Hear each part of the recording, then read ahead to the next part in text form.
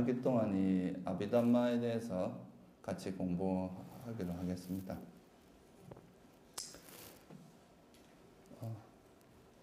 이 아비담마는 이제 생각보다 약간 어렵습니다. 그리고 또 여러분들이 아마 스님들께서 기본적으로 좀 암기해야 될 부분도 있을 거예요. 그냥 이제 듣기만 해갖고는 공부를 하시다 보면 아마 좀 어느 정도 진도가 나가고 나면 좀 헷갈리고 앞뒤가 잘 이해가 안 되고 이런 부분도 있을 수 있기 때문에 기본적으로 좀 암기하는 게 필요하고 좀 외우는 것도 좀 필요하고요. 약간 시간을 투자해야 좀 이해를 할 수 있는 거라고 할 수 있어요. 그런 말 들어보셨죠? 유식 948년, 유식 3년 이런 말 들어보셨죠? 그래서 이 아비담마 구사론하고 여기서 이제 우리가 지금 공부하는 아비담마 하고는 약간 이제 다릅니다. 아비담마 구사론은 이제 쉽게 말해서 북방의 아비담마다 이렇게 말할 수 있고요. 지금 오늘 우리가 이제 공부하려고 하는 이거는 지금 현재 이제 남방 쪽에서 빨리어로 되어 있는 경전으로서 빨리어로 되어 있는 이제 추석서죠. 일종의 논서입니다, 이거는. 그러니까 경전이 아니라 이제 경전에 있는 내용을 체계적으로 정리한 논서죠. 그 중에 이제 하나를 공부하는 거라서 두 가지가 약간은 다른데 그 맥락은 거의 비슷하다고 보시면 됩니다. 이제 법의 분류라든가, 법에 접근하는 방식이나 이런 게 이제 조금 다르긴 한데요. 기본적으로는 거의 비슷하다고 보시면 되고, 그리고 이제 이 북방 아비담마 같은 경우는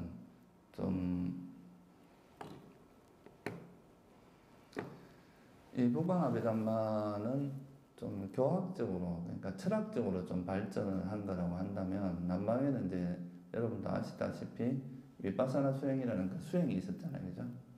그래서 이게 이제 수행하고 결합을 해서 수행의 이제 수행에 도움을 주는 도구로서 이 아비담마가 발전을 했기 때문에 좀 더 수행에 수행에 활용할 수 있는 내용들이 많고, 좀 더 이제 실질적인 체험적인 부분이 좀 더 많다, 이렇게 이제 말할 수 있을 것 같아요. 그리고 이제 다르마라고 하기도 하고 이제 아비담마라고 하기도 하는데, 다르마라는 말은 이제 산스크리트어입니다. 다르마. 이거는 이제 산스크리트어고, 담마라고 하는 거는 빨리어입니다. 그래서 지금 우리가 지금 공부하는 이거는 빨리어로 되어 있는 그 논서를 가지고 공부를 하는 거라서 제가 이제 발음은 아비담마라고 말하는 게 더 정확합니다. 다르마는 이제 산스크리트어로 되어 있는 거고요. 그래서 이제 이 아비담마에 대해서 이제 공부를 하게 되실 거고요. 이 아비담마에 대해서 공부를 하기 전에 여러분들 이제 선생님들 이 내용이 조금 이제 어렵고 약간 복잡하기 때문에 첫째 이제 큰 그림을 한번 그리고 가는 것이 이 아비담마 전체를 이해하는 데는 좀 도움이 될 거라고 봅니다. 그래서 먼저 이제 이 아비담마를 공부하기 전에 이제 아비담마를 공부하는 목적이 뭔가 그거에 대해서 먼저 좀 이해를 한번 해보시고 본문으로 들어가는 게 좋지 않을까 생각을 합니다.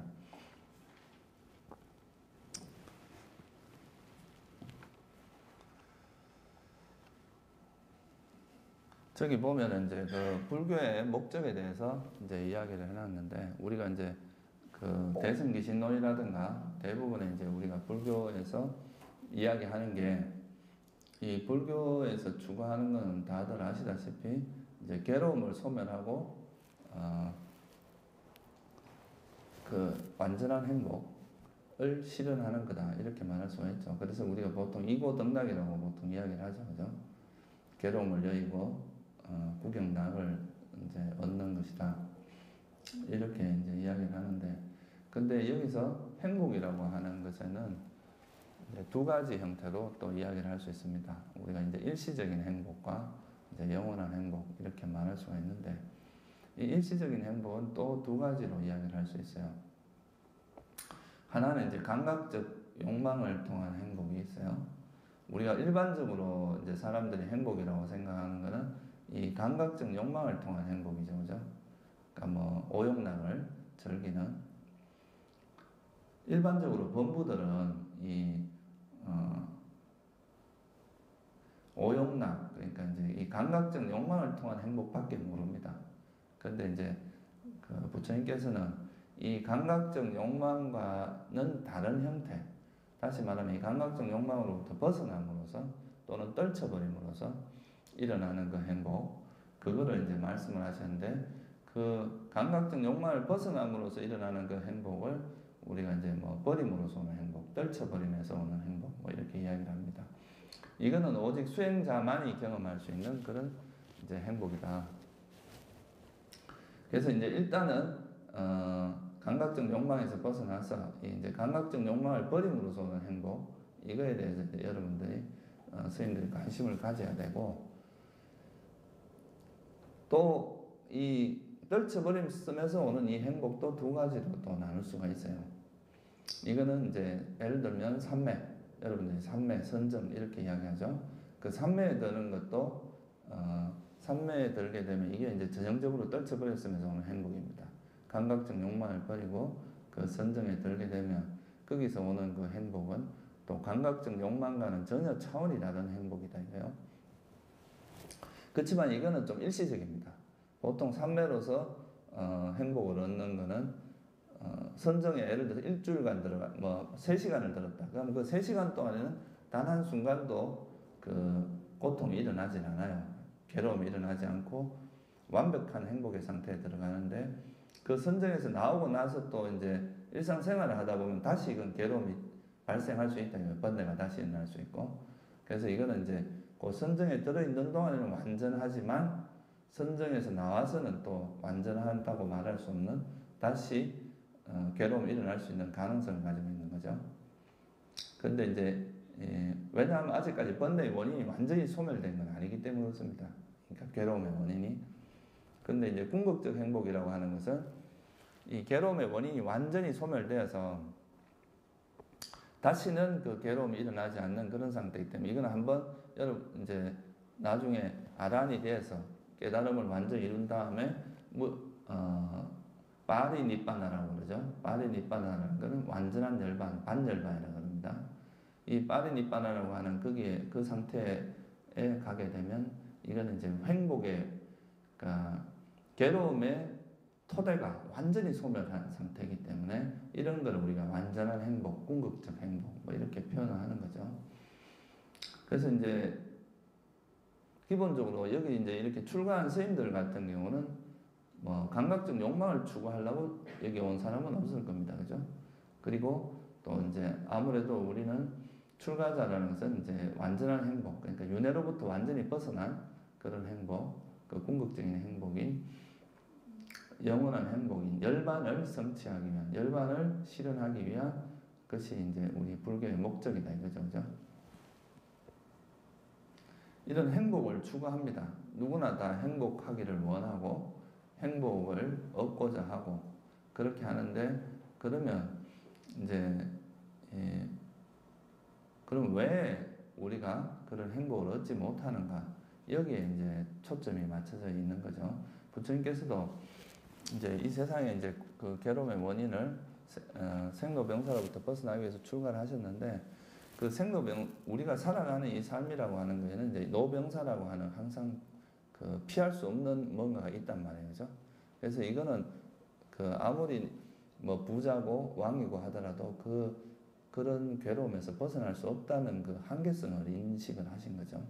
그러면 이거로부터 진짜 완전히 벗어날 수 있는 그런 길은 뭔가, 여기에 대해서 이제 초점을 맞추고 그 해답을 구하기 위해서 출가를 하셨는데, 그리고 이제 수행을 이제 6년간 하시고 깨달음을 얻고 나서 다시 보니까 결국 그러면 우리가 왜 이렇게 완전한 행복을 원하면서도 실제로 실현하지 못하고 이렇게 괴로움의 세계로 계속 윤회를 할 수밖에 없는가?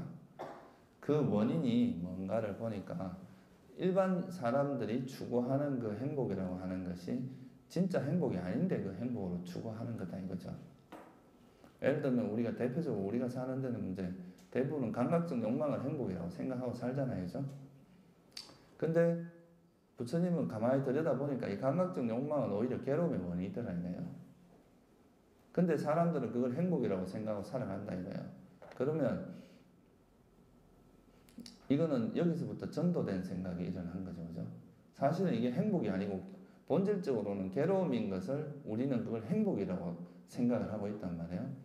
그러면 이 생각을 바꾸지 않는 이상 내가 감각적 욕망을 행복이라고 생각하고 그거를 끊임없이 추구하는 이상 내가 거기로부터 벗어난다는 건 불가능이겠죠. 첫 단추가 잘못 끼워졌다 이거예요. 처음에 시작부터가 노력의 방향 자체가 행복할 수 없는 길을 행복이라 생각하고 가고 있다는 거죠.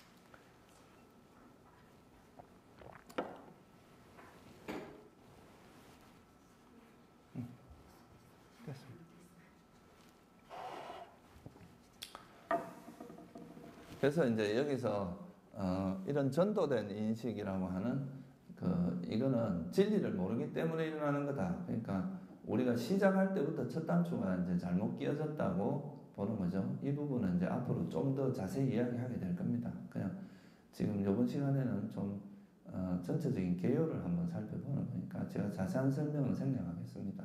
앞으로 공부하다 보면 좀 더 이제 자세히 이야기할 기회가 올 겁니다.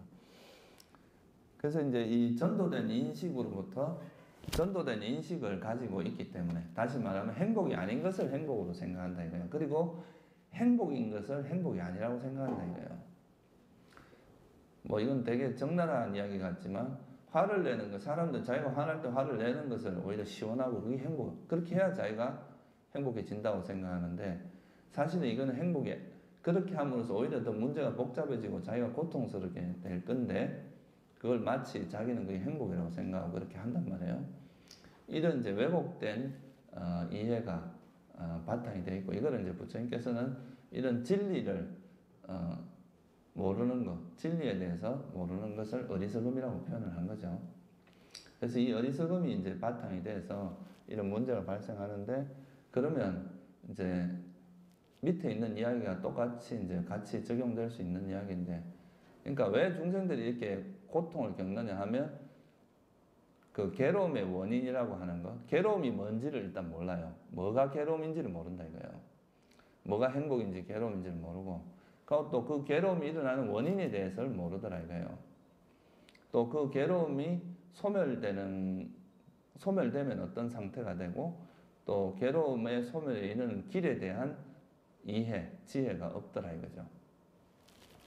그래서 이런 사성제를 깨뚫지 못하기 때문에 우리가 계속 이 윤회를 하게 되고 그 윤회에서 벗어나지 못하는 그런 그 일이 발생을 하더라.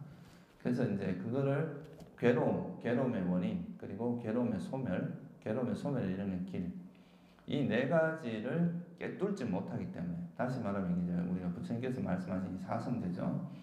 이 사성제를 이해하지 못하고 있기 때문에 애는 쓰고 있지만 정말 이렇게 고통에서 벗어나려고 애를 쓰고 있지만 오히려 자기가 고통으로부터 벗어나려고 하는 노력이 오히려 더 고통에 빠지게 만든 일이 될 수도 있다 이거예요. 요즘 보면 이제 뭐 힘들다고 자살하는 사람들, 불교적으로 보면 그런 것은 오히려 그렇게 이제 자살을 할 때 마음은 주로 화가 나서 죽는 거기 때문에 그런 것은 악체에 떨어질 위험이 많습니다. 그러면 이 사람은 고통을 피하고자 하고 이제 그런 선택을 했는데 오히려 더 큰 고통으로 빠질 수도 있다 이거예요. 그래서 이제 이런 거에 대한 이해를 못하기 때문이다. 이런 거 이제 경전에 보면 이제 사성제를 우리가 왜 윤회를 하느냐, 왜 이런 고통에 빠져 있느냐, 이거는 이제 사성제를 깨뚫지 못하기 때문이다. 그런 구절은 자주 나옵니다. 그리고 또 이 사성제를 다른 말로 하면 영기를 깨뚫지 못하기 때문이다. 그러니까 불교에서 말하는 부처님이 말씀하시는 그 가르침의 핵심을 이제 뭐 두 가지로 표현한다면 한마디로 표현하면 사성제입니다. 또 이거는 팔정도라고 이야기할 수도 있어요. 같은 말의 반복입니다. 그리고 또 연기법을 이 다른 종교하고 완전 차별화되는 가르침이 바로 이 연기에 대한 가르침입니다. 그래서 이 연기를 깨뚫지 못하기 때문에 모든 것이 원인에 의해서 일어난다는 거죠. 이 세상에 있는 모든 현상들은 조건에 의해서 일어나는 거지 조물주가 만드는 것도 아니고 우연히 발생하는 것도 아니다 이거예요. 이건 어떤 연기적인 관계에 의해서 일어나는 거라는 걸 이 두 가지를 이해하지 못하기 때문에 이제 이런 문제들이 발생한다. 그리고 이제 계속 헤매는 일이 발생을 한다는 거죠. 근데 이제 아쉽게도 여러분들이 우리가 스스로 이 사성제나 연기를 깨닫는 데는 정말 장구한 세월이 걸릴 수 있습니다. 너무나 오랜 세월이 걸릴 수 있고 수많은 시행착오를 겪어야 되는데 다행히도 우리는 이제 석가모니 부처님의 불법 시대에 살고 있습니다. 석가모니 부처님이 이제 주석서의 그 기록에 의하면 사아성지급 10만 대급이라는 시간을 보살행을 합니다. 그 보살행을 하시고 나서 이제 깨달음을 얻고 나서 그 이제 깨달음을 붓다가 되신 다음에 부처님이 되신 다음에 이제 그때 설하신 게 이 사성제와 연기의 가르침입니다. 팔정도. 최초로 법문하신 건 사성제 형태로 한 게 아니라 팔정도로 설명을 하셨죠.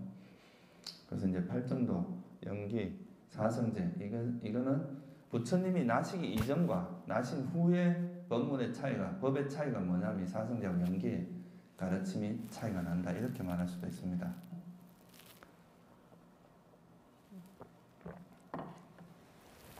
그러니까 어떻게 보면 이제 불교 가르침의 가장 큰 핵심이 바로 뭐냐라고 한다면 그거는 바로 이 연기의 가르침과 이 사성제의 가르침이 핵심이다. 그러니까 스님들이 만약에 이제 여기서 출가 생활을 하면서도 이 연기나 사성제에 대한 이해를 만약 가르침을 이제 좀 깊이 있게 이해 못한다면 어떻게 보면 불교를 제대로 이해 못하고 있다고 말해도 과언이 아닐 정도입니다. 그래서 이제 이 사성제가 우리나라에서는 보통 보면 이 사성제가 되게 쉬운 가르침으로 생각하고 있어요. 그건 뭐 고등학교 교과서에도 뭐 고지멸도일에 나오니까 뭐 사성제는 뭐 그 초보자들 가르침이 아니냐 이렇게 생각하는데 사실 이 사성제와 연기라는 가르침이 정말 심오한 가르침입니다. 그리고 그 불교가 다른 종교에 비해서 좀 더 어렵게 느껴지는 그 이유가 바로 이 연기와 사성제 때문에 그렇습니다. 공부를 해보면 해볼수록 이제 이 사성제와 연기법이라는 게 얼마나 심오한 가르침인가 하는 것을 여러 스님들이 아마 느낄 수 있을 거라고 생각을 합니다. 그래서 이제 이 고성제라고 이제 사성제와 이 연기에 대한 이해가 중요한데 이제 사실 어떻게 보면 이제 제가 왜 이야기를 드리냐면 아비담마는 사실 이 사성제하고 연기를 좀 제대로 이해하기 위해서 어떻게 보면 정리된 가르침이라고 해도 과언이 아닙니다. 여러분들 이제 스님들이 사성제하고 이제 연기를 이해하기 위해서는 기본적인 어떤 베이스가 좀 필요해요. 근데 그런 것들에 대해서 좀 이렇게 기초 작업을 해서 이 사성제와 연기를 좀 더 깊이 있게 이해하기 위해서 이런 아비담마가 이제 설해졌다 이렇게 말할 수도 있습니다. 예를 들면 오온이라고 하는 것 이런 게 다 이제 고성제가 곧 오온이라고 그러셨거든요. 부처님께서 여기 보시면 아시겠지만 우리가 이제 그 대념처경이라고 들어보셨죠? 그 대념처경에 보면 대념처경은 이제 디가니까라고 하는 경전에 나오는 가르침입니다.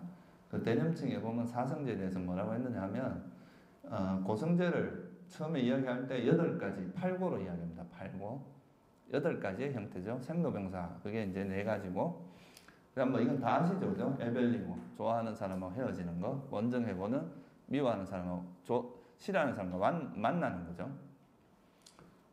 그리고 이제 원하는 걸 얻지 못하는 고통, 그리고 슬픔, 비탄, 탄식, 절망, 좌절 뭐 이런 것들은 오음성고라고 이야기를 합니다. 그래서 이 8가지를 보통 이제 우리가 팔고 괴로움이라고 이야기를 하는데, 근데 이제 그 뒤에 마지막에 뭐라고 하냐면, 이런 것을 이제 괴로움이라고 하지만 결국은 이제 오치온이 괴로움이다, 이렇게 이야기를 합니다. 5가지. 그러니까 색수상행식이라고 이제 들어보셨죠? 그래서 그 오치온이 고다, 이렇게 이야기하는데, 다시 말하면 이건 뭐냐면 색은 물질이고 수상행식이라고 하는 것은 정신적인 영역에 해당합니다. 만약 스님들이 몸이 없고 마음이 없다면 그거 어디서 일어나겠어요? 그죠? 만약 몸이 없어요. 그럼 몸으로부터 오는 고통이 있겠어요? 없겠죠? 마음이 없으면 또 마음으로 오는 고통이 어디 있겠어요? 결국은 이제 그 고통의 토대, 고통이 일어나는 그 베이스는 뭐냐? 오온이라는 거예요. 그 오온이라는 거에 집착을 하는, 오온이 형성되는 것. 오온이 형성돼서 오온이 형성되는 거를 우리가 뭐라고 하냐면 태어남이라고 이야기하거든요. 우리가 태어나는 것. 그게 이제 노병사의 원인은 12행에서 태어남이라고 그랬잖아요. 그죠? 그러니까 만약 태어나지 않았으면 노병사고 뭐 이런 고통이 없다 이거죠.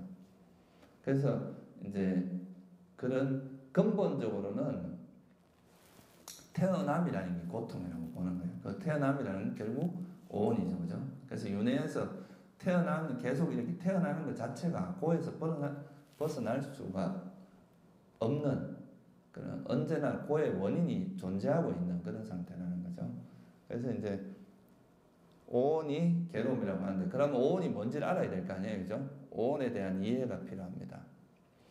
그래서 이제 스님들이 아마 상류단일가야라고 들어보셨나요? 그 상류단일가야는 이제 그 주제별로 모아놓은 경전이죠. 그 중에 2권이 뭐냐면, 3권이 다 오온에 대한 설명, 거의 대부분이 오온에 대한 설명입니다. 4권은 12처가 주된 거고. 그래서 이건 뭐냐 하면 이제 우리가 오온이라고 하는 거는 결국 뭐냐, 내가 나라고 생각하는 거는 부처님께서 이제 들여다보니까 오온이라는 거죠. 내가 나라고 생각하는 그 실체가. 그래서 그 오온에 대해서 이해를 하는 것이 이제 불교에서는 굉장히 중요한 어떤 내용에 들어갑니다. 그래서 이 오온에 대해서 설명하는데 이 아비담마에서는 한 6챕터를 쓰고 있습니다. 그러니까 1권은 거의 마음에 대한 이야기예요. 그러니까 수상행식에 대한 이야기입니다.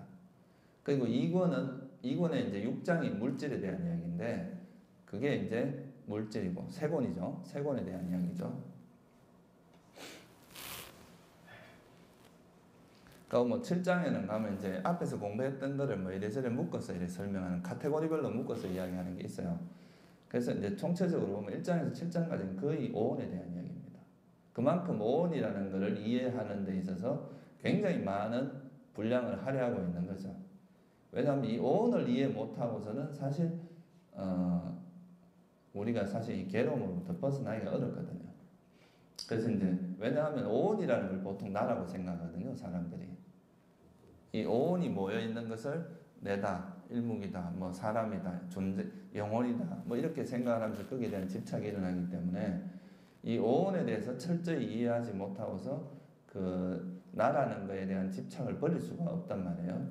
그래서 이제 이 오온이라는 것을 아주 많은 시간을 할애해서 많은 지면을 할애해서 설명을 하고 있습니다.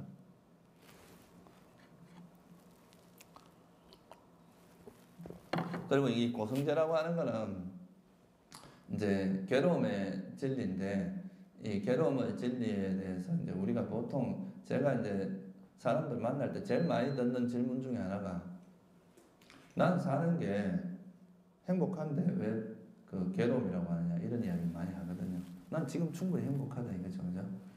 근데 그런 거는 이제 세속인들이 보통 누리는 즐거움은 다 감각적인 즐거움인데, 그런 것들은 무상하기 때문에 오는 괴로움을, 행복한 순간은 있지만 이거는 너무나 짧고, 이것이 이제 사라지면은 그것이 상실됐을 때 오는 괴로움이 있다 이거예요. 그래서 이제 감각적 욕망으로 인한 행복은 본질적으로 결점이 많다 이거예요. 그래서 이걸 행복이라고 보기 어렵다는 거죠. 그래서 이 불교에서 말하는 이 괴로움이라고 하는 뜻은요, 단순히 고통을 의미하는 개념이 아닙니다. 이거는 영원하지 않고 변하고 무상하기 때문에 본질적으로는 괴로움이다. 무상함이라는 것은 확정적이지 않고 불안정성을 가지고 있거든요. 항상 불안하다 이거예요. 부처님께서 그랬거든요. 출가하기 전에. 내가 영원히 젊음 유지된다면 난 출가 안 하겠다 그랬어요. 내 영원히 안 아픈 건강한 몸이 유지된다면 난 출가 안 하겠다. 영원히 죽지 않는다면 출가하지 않겠다 그랬어요. 이 무상하다는 것은 끊임없이 뭔가 변화의 소지가 있기 때문에 지금 내가 현재 행복하다고 해도 그거는 변할 수 있는 가능성을 항상 가지고 있기 때문에 본질적으로 완전한 행복이라고 할 수는 없다는 거죠. 그래서 여기서 말하는 행복은, 괴로움은 무상함 때문에 일어나는 본질적인 괴로움을 이야기한다는 걸 좀 이해를 하시면 좋을 것 같아요. 이것도 아마 나중에 한번 제가 한 번 더 설명을 드릴 기회가 있을 거라고 봅니다. 그래서 원래 두카라는 의미가, 두라는 것은 비열하다고 뜻이고 카라는 것이 비었다는 뜻입니다. 그래서 이 두카라는 말은 이제 여기 보면 알겠지만 위험이 많은, 그러니까 이 오온이라고 하는 것은 어떤 병균에 노출되어 있고 여러 가지 번뇌에 노출되어 있어서 위험이 항상 도사리고 있다 이거예요. 그리고 이 속에는 영원함이라든가 자아라든가 아름다움이라고 하는 그런 것이 없다, 비었다. 그래서 이거는 두카다 이렇게 이야기하는 거죠. 그래서 이 두카라는 것은 어떻게 보면 무상하기 때문에 오는 괴로움을 이야기하는 거다. 그러니까 그 자체가 괴로움인 것도 있어요. 그렇지만 일반적으로는 이제 무상하기 때문에 오는 괴로움을, 그러니까 이 괴로움의 의미가 조금 더 단순한 의미가 아니라는 걸 좀 이해하시면 좋을 것 같아요. 그래서 오온이라는 게 형성되면, 우리가 태어남이 있으면 지금 그 태어남이 있다는 그 자체가 가지고 있는 본질적인 그 결함, 부족함, 그런 거를 우리가 괴로움이라고 한다 이렇게 보시면 될 것 같고요. 그 다음에 이제 이 집성죄는 괴로움의 원인입니다. 뭐 스님들 다 아시겠지만 가래, 우리가 괴로움이 일어나는 것은 그 괴로움의 원인은 부처님께서 이제 살펴보니까 가래가 원인이다 이거죠. 감각적 욕망에 대한 가래가 있고, 이 감각적 욕망에 대한 가래, 그리고 이제 계속 존재하고 싶어하는, 태어나고 싶어하는, 끊임없이 존재하고 싶어하는 가래가 있고, 그 다음에 다시는 안 태어나고 싶은 가래도 있다 이거예요. 그래서 이제 이 세 가지가 집성죄라고 이야기를 하는 거죠. 태어나고 싶지 않은 것이 왜 가래로 됐을까 이런 것도 한번 생각해 볼 만한데요.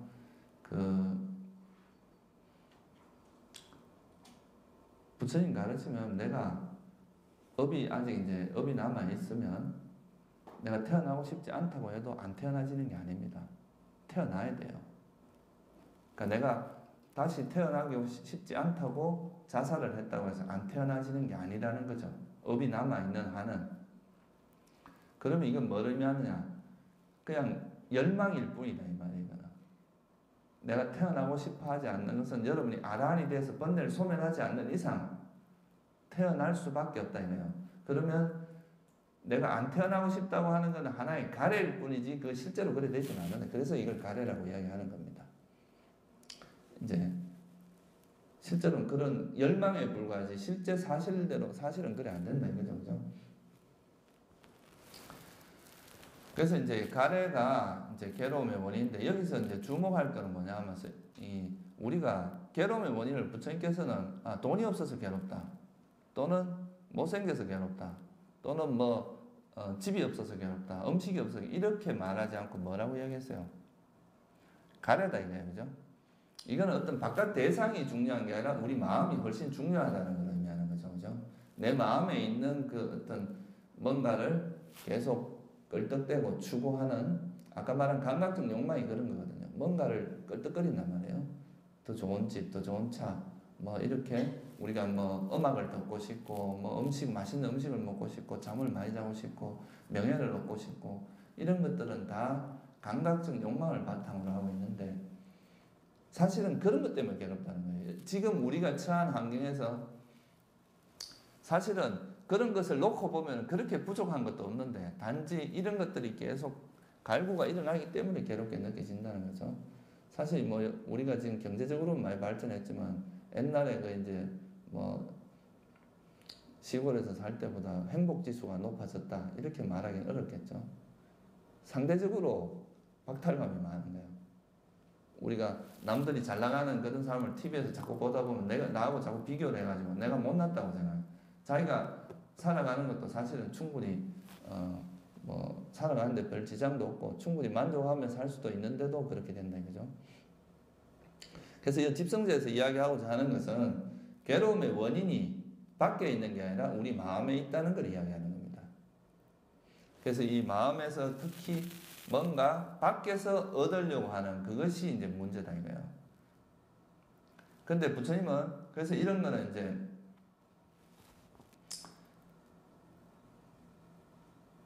그 가래의 원인, 그러니까 괴로움의 원인, 가래의 원인이 아니라 괴로움의 원인이 가래고 그 가래 때문에 계속 뭔가를 존재하고 싶고 계속 이제 뭔가를 추구하는 이것 때문에 업이 형성되고 그 업 때문에 계속 윤회가 일어난다. 그래서 오온이 형성된다. 이게 이제 그 고성제와 집성제에서 이야기하는 거죠. 여러분들이 가래가 있는 한은 이제 그것에 가래 때문에 뭔가 행위가 일어납니다. 의도적인 행위가. 그 행위가 일어나면 그게 업이 되죠. 그 업이 되는 것이 있으면 업이 있으면 또 태어남이 있어요. 그게 고성제입니다. 오온이 형성되는 게 고성제잖아요. 그래서 이제 그런 끊임없는 윤회의 과정을 거친다는 것이 고성제하고 집성제에서 이야기하는 거죠. 그러니까 이거는 이제 집성제가 원인이 돼갖고 고성제가 일어난다. 이건 나중에 연기법에서 이것이 있으면 저것이 일어난다고 하는 그 순간을 의미합니다. 그래서 이거는 이제 나중에 8장에서 좀 자세히 배우게 될 겁니다. 그러니까 이제 그림만, 이제 전체 그림만 한번 그려보세요.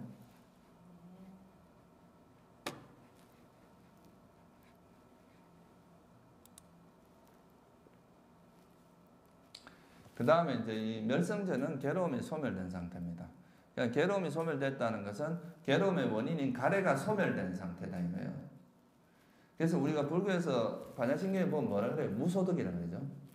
소득이라고 하지 않고 무소득이라고 그러잖아요. 이거는 뭐냐면 우리가 밖에서 뭔가를 얻어서 얻어지는 그 얻어서 실현되는 행복이 아니라 우리 마음속에 있는 그 가래만 놓으면 된다 이거죠. 뭔가 다른 게 필요한 게 아니라 마음속에 있는 그런 갈망, 어리석음, 탐욕과 성냄과 어리석음만 버려지면 그 버려진 그 상태가 그 자리가 그대로 열반의 자리다. 이게 이제 부처님께서 말씀하신 이제 멸성제를 이야기하는 거죠. 그래서 멸성제는 다른 말로 하면 괴로움의 소멸이라고 이야기하는데 이건 또 다른 말로 하면은 탐진치의 소멸이다. 이렇게 말할 수도 있습니다. 그러니까 원래 이제 이 팔리어로 니빠나라는 뜻은 불이 꺼진다는 뜻입니다. 그러니까 우리나라에서도 지금 이제 촛불이 꺼지면 촛불이 꺼졌다 이렇게 표현하듯이 부처님 당시에는 이제 뭐 어디 불이 꺼지면 니빠나 했다 이렇게 표현한다고 일상적인 표현이 있다는 거예요. 이 니빠나가. 이게 뭐냐 하면 아까 말했듯이 이제 그 가래로 인해서 뭐가 형성된다 그랬어요? 오온이 형성되잖아요. 그죠? 계속 오온이 형성되는 고성제가 되는데 이 이제 가래가 있는 한은 이 오온이 형성되는 오온의 불꽃이 꺼지지 않고 계속 지속된다 이 말이에요. 근데 이 가래가 소멸되면 더 이상 오온의 불꽃이 일어나지 않는다 이거죠. 그래서 이걸 이제 소멸이다, 번뇌, 완전한 열반이다 이렇게 이야기하는 거죠. 그래서 이제 이 열반에 대해서는 나중에 이제 그 7장이라고 가면은 열반에 대해서 간단하게 설명이 된 게 있는데요. 열반하고 이제 일반 그 우리가 법하고의 특징은 차이는 우리가 보통 오온은 유의법이라고 이야기를 합니다. 오온은 유의법이란 말 들어보셨죠? 건강경에도 나오잖아요. 유의라는 건 뭐냐면 그게 이제 빨리어로는 쌍카라라는 뜻이에요. 쌍카라. 쌍카라가 뭐냐면 조건에서 만들어졌다 이 말이죠. 조건에 의해서 형성이 됐다. 여러분 우리 몸도 과거의 업과 가래 이런 거에 의해서 만들어진 거다 이거예요. 우리 몸이 형성된 거다. 그래서 이런 형성된 것의 특징은 무상고 무아의 특징을 가지고 있습니다. 그런데 이 그 열반이라고 하는 것은 형성되지 않은 법이라고 경전에 나옵니다. 그러니까 형성됨이 없는 조건에서 형성된 것이 아니다 이거예요. 그래서 이거는 무상하지는 않습니다. 영원합니다. 그러니까 열반에 그러니까 이건 무슨 말이냐면 예를 들어서 스님들이 수행을 열심히 해서 이제 열반을 실현했어요. 근데 다시 중생으로 돌아올 수 있겠어요, 없겠어요? 그러면 이거 수행할 이유가 별로 없잖아요, 그죠? 막 열심히 놀아버리지. 뭐 수행을 하겠어요, 그죠?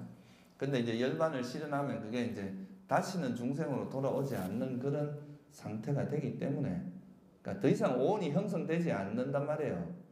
다시는. 그런 상태가 되기 때문에 이걸 우리가 열반이라고 하는데, 그러면 이거는 영원할 수밖에 없겠죠. 그럼 여기는 깨끗합니다.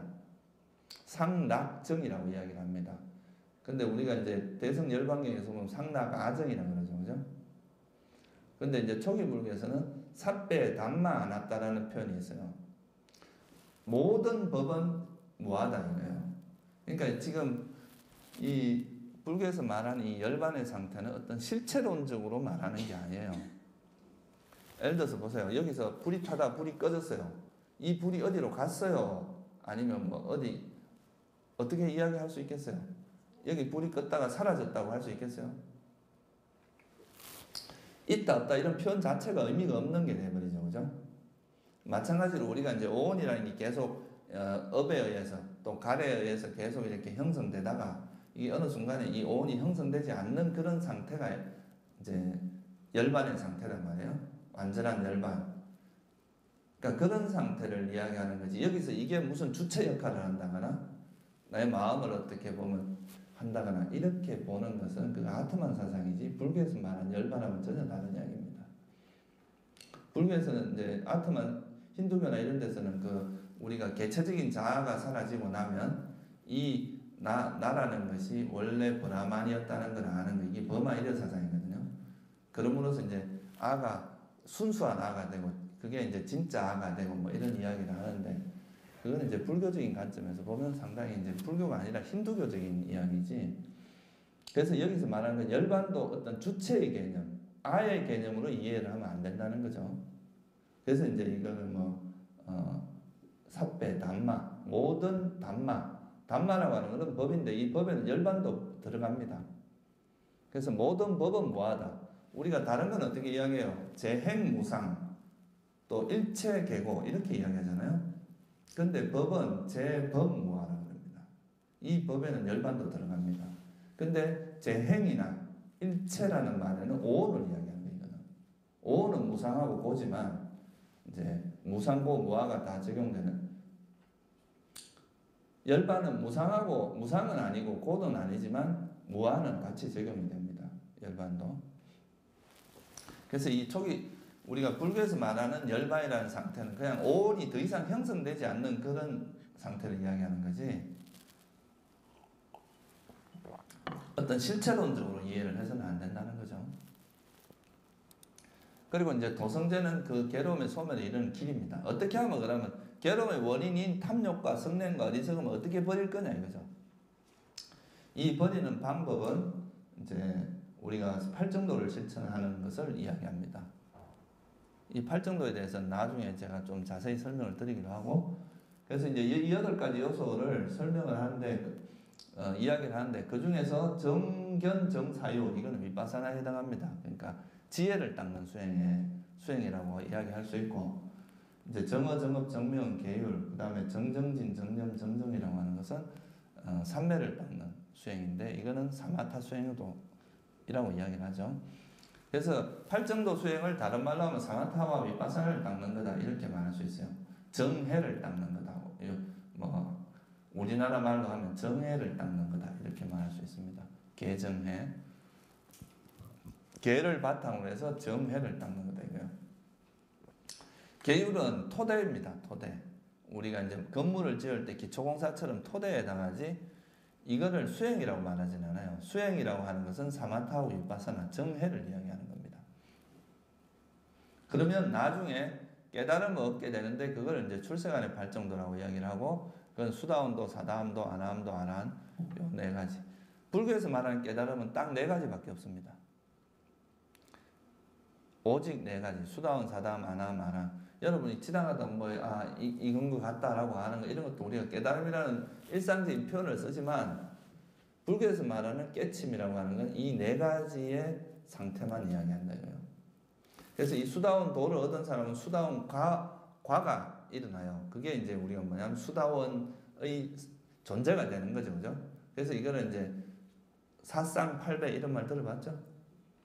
그러니까 이제 수다원도, 사다함도, 아라함도 요거는 이제 도를 이야기하고 나머지 이제 수다원과, 사다함과, 아라함과, 아나함과, 아라함과라고 하는 거는 과. 그래서 도가 4개가 있고 과가 4개가 있고 이렇게 해서 8가지로 사쌍팔배 또는 뭐 사향팔과 이렇게 표현을 쓰죠. 그죠? 근데 깨달음을 의미하는 말은 이제 과는 말 그대로 과보로 일어나는 겁니다. 이거는. 그러니까 이 도의 마음이 도라는 것이 일어나면서 도가 깨달음이 일어나면서 일어나는 과를 이야기하는 과보다 이거예요. 그죠? 그래서 실제로 깨달음은 이 4가지밖에 없습니다. 수다함도, 사다함도, 아라함도, 아나함도. 근데 요즘은 뭐 한 일주일간 뭐 수행하고도 깨달았다 그러고 이제 막 그런 경우가 있는데 그런 것은 이제 불교에서 말하는 그런 깨달음의 수준을 이야기하는 건 아닙니다.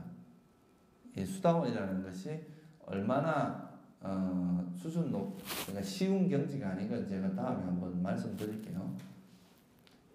그래서 이제 이 사성제하고 12연기를 제가 이제 말씀을 드렸는데 이 사성제하고 12연기는 같은 내용인데 다른 표현이다 이렇게 보시면 돼요. 이제 좀 다른 방식으로 표현하는 거죠.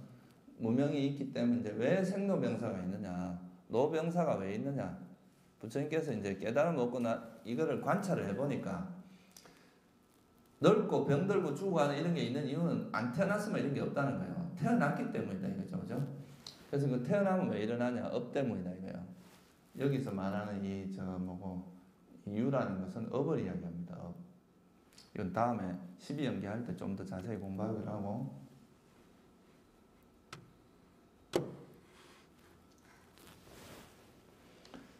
참 저런 큰데 이 컴퓨터가 좀 너무 후지네. 업이 있기 때문에 이제 생이 있고 또 업은 왜 일어나냐? 치착 때문에 일어나는 거예요. 가래, 치착. 그러니까 이건 쉽게 이야기하면 스님들이 만약에 뭔가를 갈망을 합니다. 뭔가 내가 이루겠다고 하는 그런 열망이 있어요. 그러면 그 열망에 맞는 어떤 행위가 일어나겠죠. 그죠?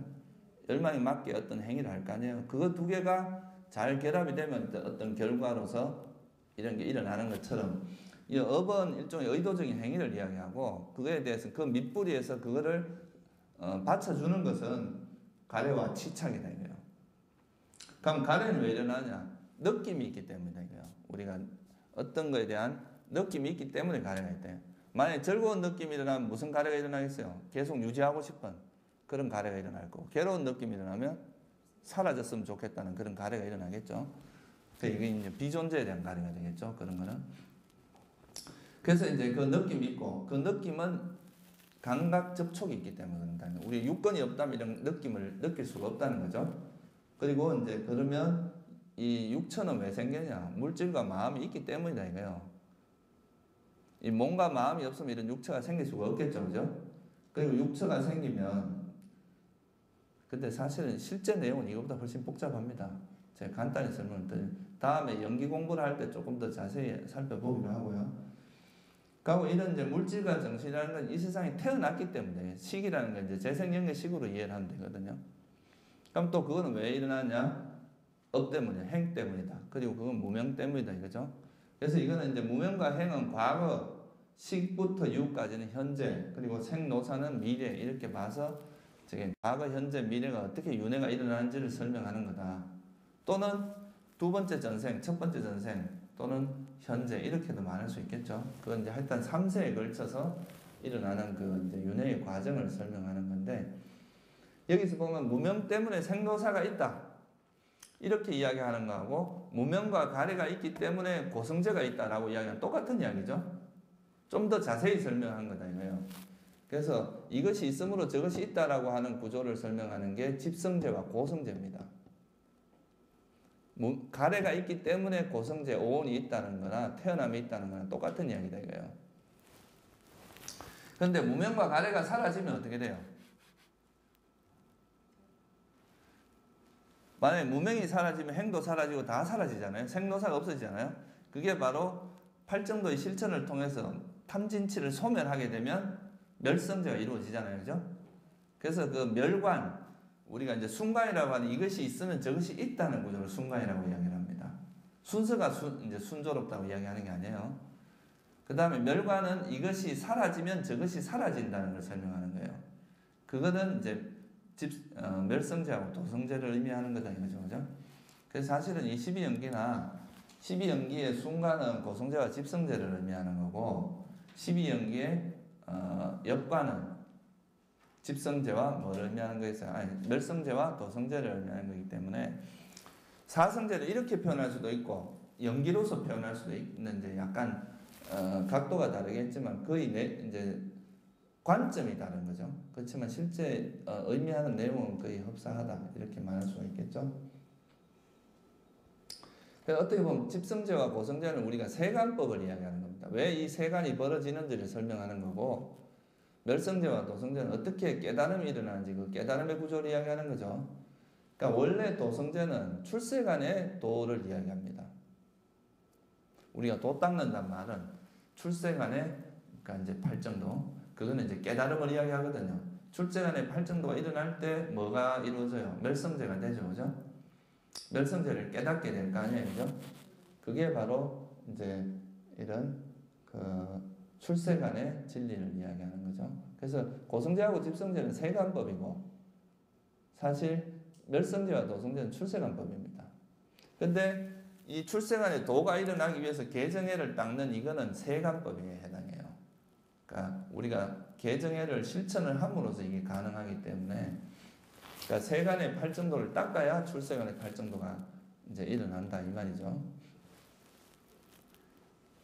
그래서 이거를 이해하기 위해서는 이 사성제와 12연기를 이해하기 위해서는 아까 말했듯이 뭐가 이해가 필요하냐 하면 첫째는 오온에 대한 이해가 필요하죠. 그러니까 마음과 이런 거.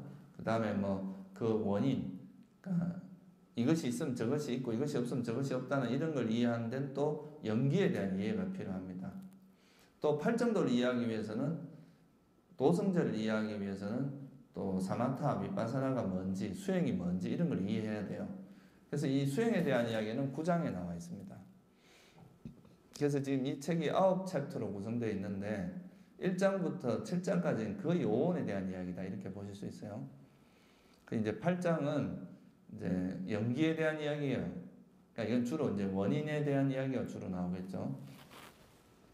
이제 오온이 있으면 오온과의 관계성을 이야기하는 게 연기법이거든요. 그래서 이제 거기에 대한 거는 8장에서 공부를 하게 되고 9장은 이제 수행에 대한 이야기, 팔정도에 대한 이야기라고 보시면 됩니다. 그래서 이 아비담마라는 게 결국은 뭐에 대한 이야기겠어요? 사성제에 대한 이야기입니다. 사성제를 깊이 있게 이해하기 위해서 이제 이런 이론 경전에는 이렇게 좀 분산되어 있잖아요. 그 가르침들이 그걸 모아서 좀 체계적으로 정리한 것이 이제 아비담마다 이렇게 말할 수도 있습니다.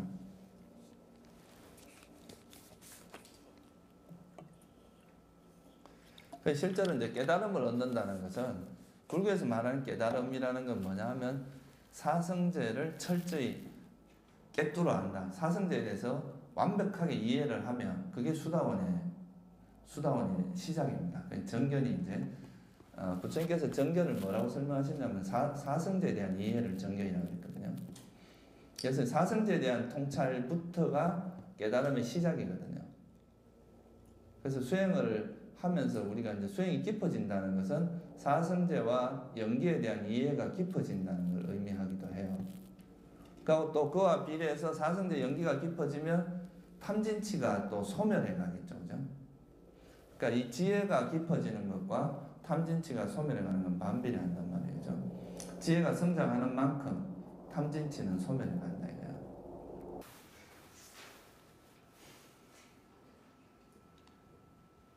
그래서 이제 개념과 법이라고 하는 것을 이제 이해하는 게 이제 아비담마에서 되게 중요해요. 그래서 지금 아비담마라고 할 때 이 담마가 법이잖아요, 그죠?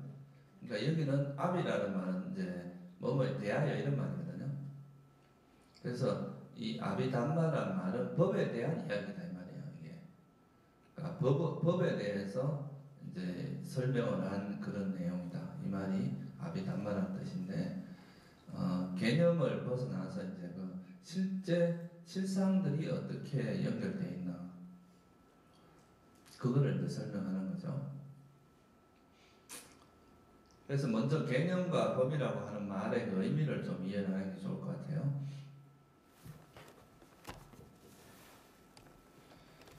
이 개념은 좀 이제 우리가 일반적으로 말하는 이제 그 언어라고 생각하시면 됩니다. 언어적으로 이제 뭔가를 이야기하는 걸 개념이라고 이야기를 하고, 그다음에 이제 법이라고 하는 거는 우리나라 말로 하면 실상이라는 개념이죠. 실제로 경험할 수 있는 것들. 예를 들면 제가 여기서 이 마이크를 잡아요. 그럼 마이크 잡을 때 여기 이게 좀 차거든요. 그럼 이 차게 느껴지는 이게 있어요. 그럼 이 창 감각이라고 하는 이거는 실제로 경험되는 것들이죠. 그죠? 근데 우리가 이걸 뭐라고 이름할 수 있냐면 차다. 이렇게 이름을 붙일 수 있잖아요. 그죠? 근데 이 차다라는 건 이름이지 실제 이거를 의미하는 건 아니란 말이에요. 그죠? 우리가 소통을 위해서 내가 경험한 것을 다른 사람에게 이제 전해주기 위해서는 언어가 필요하잖아요. 그래서 이제 언어를 이제 활용을 하는데, 근데 문제는 이제 언어가 언어인 줄 알고 그냥 편의상 쓰는 거다 이렇게 이해하면 되는데, 언어를 뭐로 생각하냐면 실체화해버린다 이거예요. 그러니까 나도 이제 편의상 이래 나다 이렇게 했던 것이 나중에는 되면 나라는 실체가 있다고 막 이렇게 집착을 한다 이거죠. 그래서 이제 개념화되게 되면 무엇인가 이제 우리가 개념화되게 되면 이거 왜 이리로 갔지?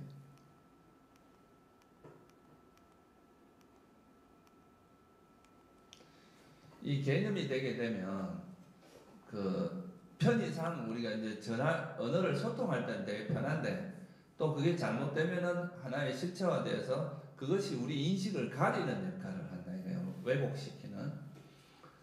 대표적으로 그렇잖아요. 우리가 실제로는 생각이 다를 뿐인데 우리가 미국 사람 모양이 좀 다른 거 그런 건데 미국 사람, 한국 사람 이렇게 딱 나눠지면 서로가 적이 되기도 하고, 기독교, 불교 사실 우리가 이런 이름을 다 떼버리고 그냥 어떤 마음에 그냥 한 개인으로 만나면 충분히 친해질 수도 있는 건데, 내가 이렇게 불교도 기독교 이렇게 딱 서로가 대치되기 시작하면 그게 또 서로가 싸우면 다투는 원인이 되기도 하잖아요. 그죠? 그래서 이 개념이라는 것은 편의성도 있지만 이런 우리의 인식을 가리는 역할, 우리 인식을 왜곡되게 하는데도 아주 결정적인 역할을 한다는 거죠. 그래서 이제 이 개념화된 것이 개념화되다 보면 또 뭐냐 하면 그냥 껍데기를 볼 수 있다 이거예요. 그 깊이 그 사물이 가지고 있는 본질에 들어가는 게 아니라 껍데기에 머물 가능성이 많다는 거예요. 그래서 이거를 껍데기에 빠지지 않고, 그러니까 이제 본질에 깊이 들어가게 하는, 이러기 위해서는 이 개념을 벗어나서 그 사물이 원래 가지고 있는 모습을 봐야 된다 이거죠. 그래야 이제 우리가 왜곡된 상태를 버리고 그 사물이 가지고 있는 본래 모습을 볼 수 있다. 그래서 이제 이 아비담마에서는 개념이 아니라 법을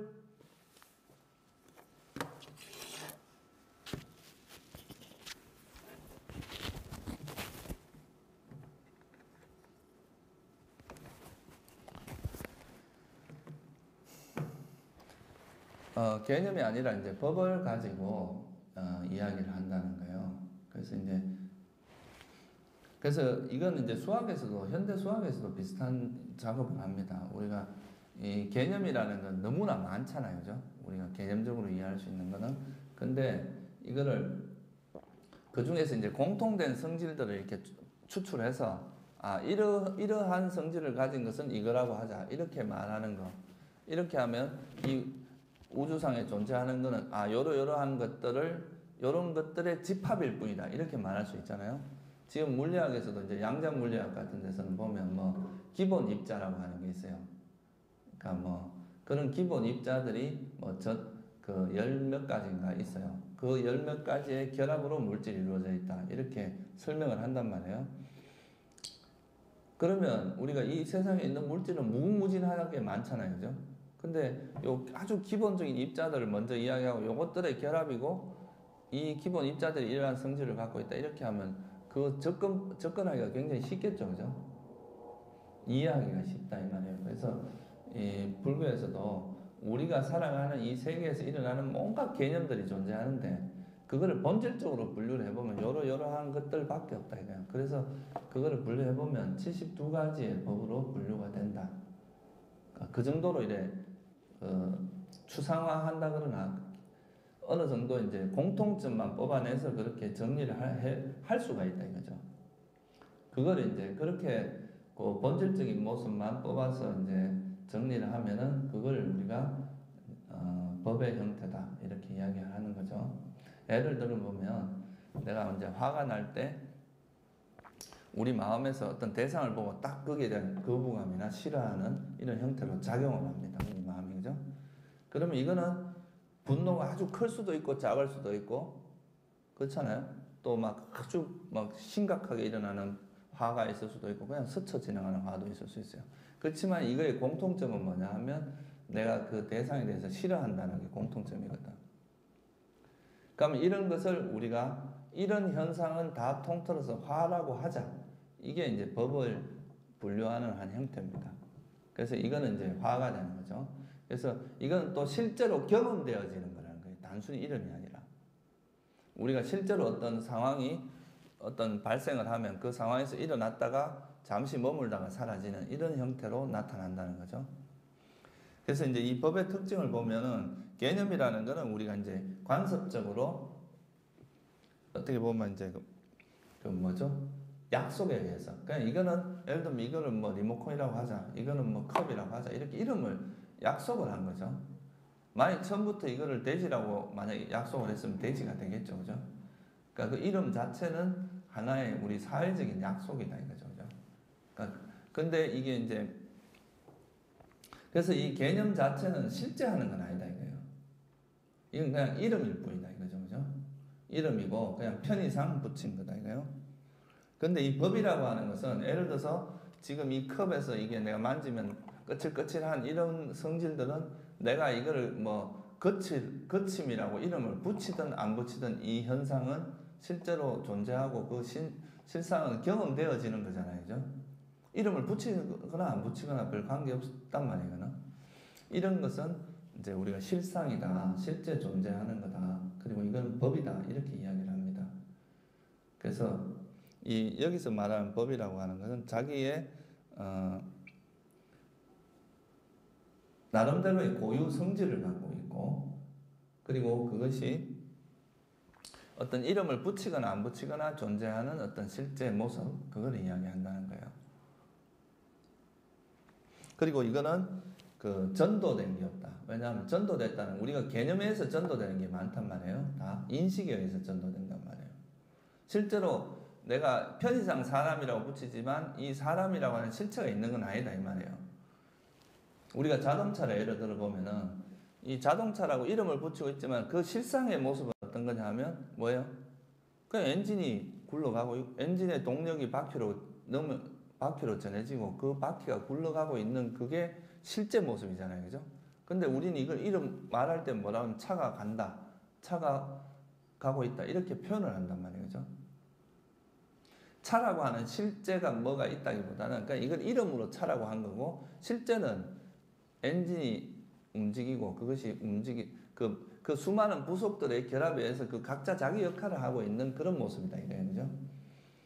그런 것처럼 이제 우리가 보통 이 세계, 물질 세계나 정신 세계도 그 다양한 이름이 붙여져 있지만 실제 그것이 존재하는 모습은 이런 것들로 이루어져 있다 하는 그 어떻게 보면 제일 이제 원초적인 성질들.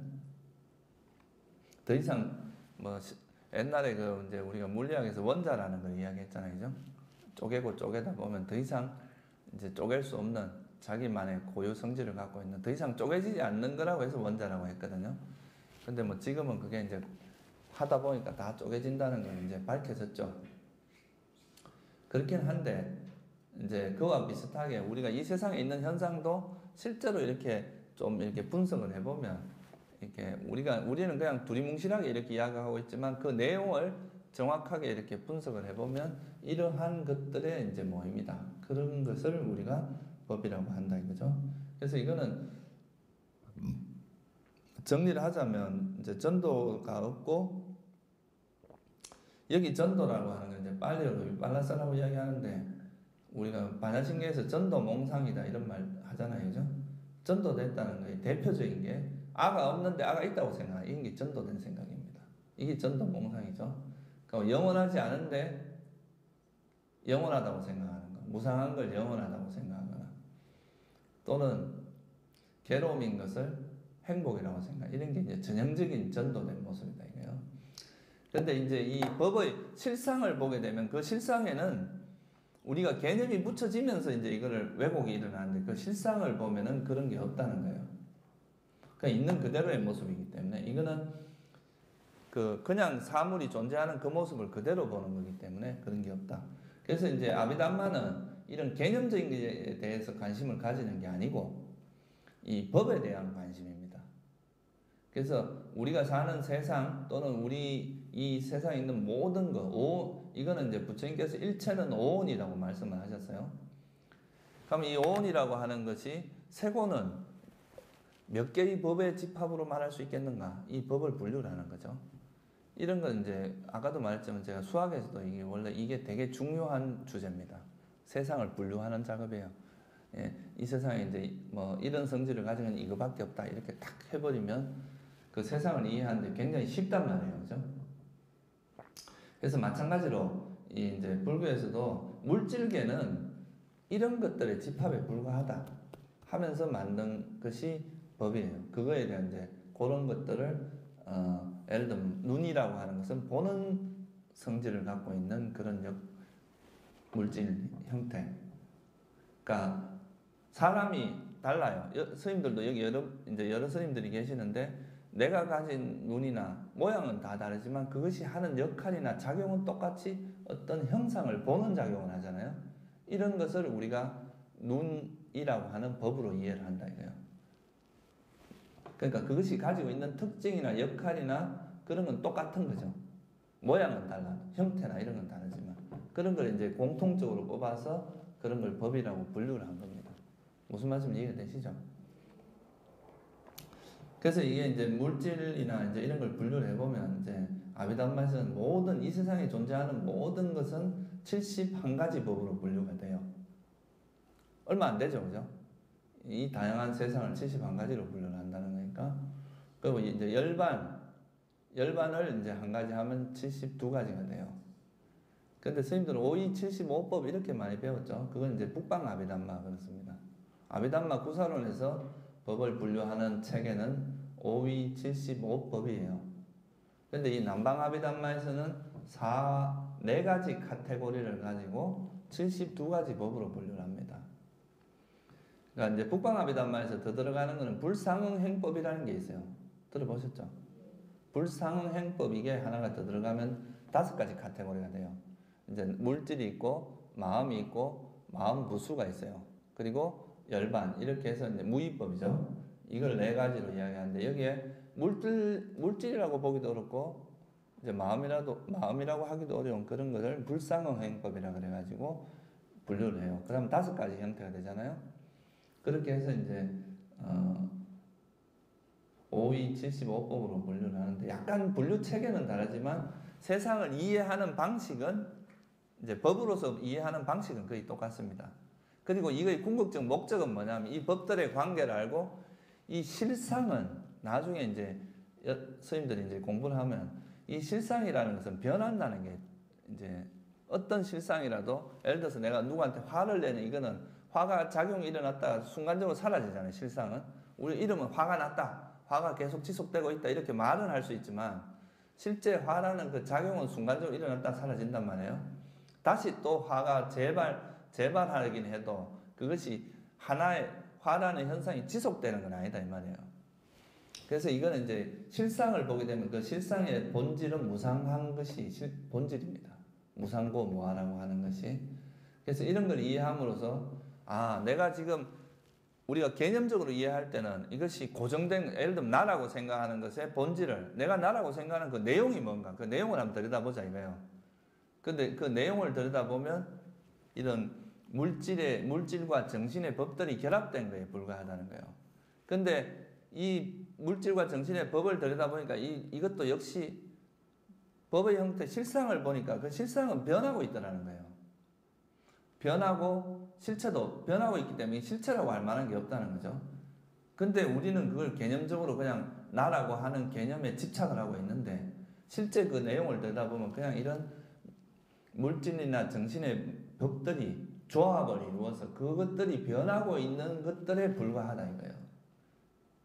그래서 그거를 이해하면은 우리가 무아라는 공성, 우리가 무아 이런 걸 철저히 이해할 수 있고 연기도 이해할 수 있게 된다 이거예요. 그러니까 법을 어떻게 분류하든 간에 그 목적은 이거에 이제 내가 집착하고 있는 그 내용을 정확히 이해하고 그것이 본질적으로 무상하고 실체가 없다는 걸 이해함으로써 거기에 대한 집착을 버리는 데 있다 이거예요. 아까 고의 원인이 뭐라 그랬어요? 가래다 이거예요. 가래. 그래서 이 가래를 버리는데 그 목적이 있기 때문에 분류법이 좀 다르다고 해서 그게 그렇게 문제되지는 않는다 이 말이죠. 그 목적상으로 봤을 때는 그죠? 그건 우리가 똑같은 걸 이렇게 볼 수도 있고 이렇게 볼 수도 있는 분류는 이제 다양하게 가능하겠죠, 그죠? 예를 들면 유식에서는 5이100법으로 분류를 하거든요. 100가지 법으로 분류를 해요. 그러면 이게 잘못된 거가 하나가 그건 아니다 이거죠. 똑같은 원을 뭐 이렇게 나눌 수도 있고 이렇게 나눌 수도 있는 거 아니에요, 그죠? 그거는 이제 보는 관점에 따라서 약간 이제 차이는 있을 수 있다 이거죠, 그죠? 그리고 이제 이 개념이라는 것에는 아까 말했듯이 이 개념 때문에 이제 집착이 일어나기 때문에 개념은 그냥 사용하는 것이지 집착을 하면 안 된다 이거예요. 내가 부처님도 나라고 말씀을 하시거든요. 그렇지만 그 나라고 하는 실체가 있다고 생각지는 않아요. 그냥 사용하는 거다 이거예요. 근데 사람들은 그 개념을 사용하는 게 아니라 그 개념에 집착을 하고 거기 빠져버린다 이거예요. 그래서 이제 이 개념이라는 우리가 보고 있는 그 개념을 해체를 해서 실제 내용을 보는 것이 법을 본다 이렇게 말할 수 있습니다. 그 실상. 그럼 이제 개념이라는 것을 조금 더 설명을 드리면 이 개념은 이제 중국에서는 시설 또는 우리가 공가중 할 때 그 그게 이제 개념이라고 보시면 돼요. 그래서 이 우리가 보통 보면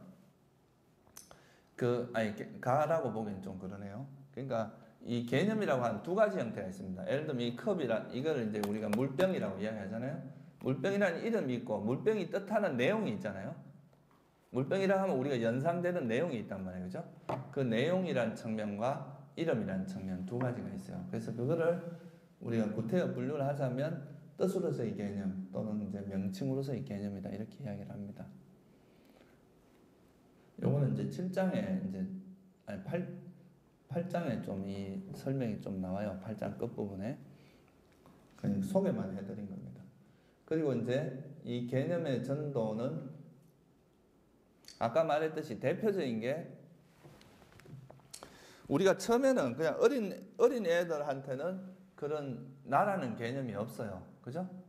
근데 이게 이제 점점 지나면서 나가 강해지고 자아의 개념이 강해지면서 나와 남이 이제 확실하게 구분이 되고 그리고 이제 내가 더 남들보다 잘나야 되고 남들보다 더 많이 가져야 되고 이런 개념이 형성되고 나가 또 영원히 살고 싶고 영원히 행복하게 살고 존재하고 싶다는 이런 욕구가 일어나겠죠. 그죠?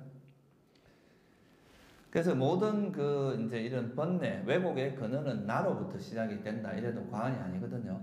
그래서 이 나라고 하는 그 개념이 형성됨으로써 이제 이런 게 발생하는데 실제 우리가 그 나라고 생각하는 그 내용을 법의 관점에서 들여다보면 아까 말씀드렸듯이 그냥 이거는 그냥 오온의 집합에 불과하고 그 오온이라는 것도 영원하지 않는 변하는 것들이다 이거예요. 실상은 보면 계속 변하고 있더라 이거예요.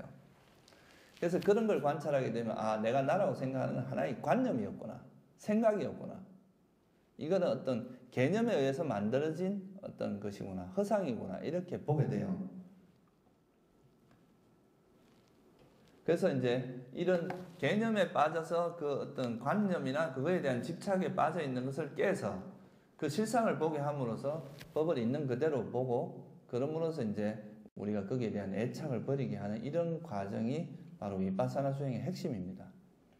그러니까 위파사나 수행은 말 그대로 이제 어떤 테크닉이라기보다 원래 이제 경전에 쓰인 위파사나의 개념은 위파사나라는 건 위라는 건 철저하다는 뜻이에요. 파사나는 뭐냐면 이제 본다 이런 뜻이거든요. 그래서 우리가 이 사물을 그냥 껍데기만 보는 게 아니라 그 사물의 본질을 철저히 안다 이런 뜻입니다. 그래서 그냥 껍데기만 이래 볼 때는 나라고 이래 생각하지만 내가 나라고 생각하는 그 내용을 자꾸 들여다보다 보면 결국 나라고 하는 것은 이런 그냥 오온의 집합이구나. 또 오온이라는 것은 결국 무상한 것이구나. 실체가 없구나 하면서 이렇게 점점 깊이 꿰뚫어 보는 이런 과정이 바로 이제 지혜가 성장해 가는 과정이고, 그렇게 하다 보면 이 어리석음이 버려집니다. 나가 없는 것을 있다고 생각하는 이게 어리석음이란 말이죠. 그래서 이런 어리석음이 버려지면서 집착도 버려지게 된다는 거죠.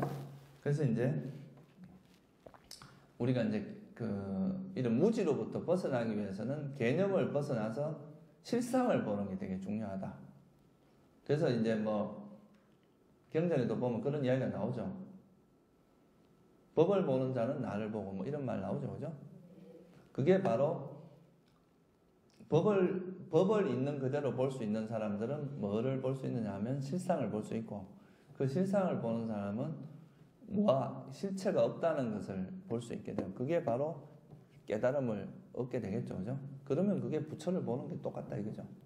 외형적인데 부처가 있는 게 아니라 내 마음속에서 그런 그릇된 어리석음이나 탐진치가 소멸되는 그 자리가 바로 열반의 자리이기 때문에, 그래서 이제 이거를 하는 전제 조건이 바로 뭐냐? 그러니까 어리석음을 버리는 건데, 그 어리석음을 버리기 위해서는 뭐가 필요하냐면 실상을 봐야 된다 이거예요. 그 실상은 따로 그 실상에 대한 이야기가 담마, 법에 대한 이야기고, 그게 바로 지금 이 아비담마의 주제다 이거죠, 그죠?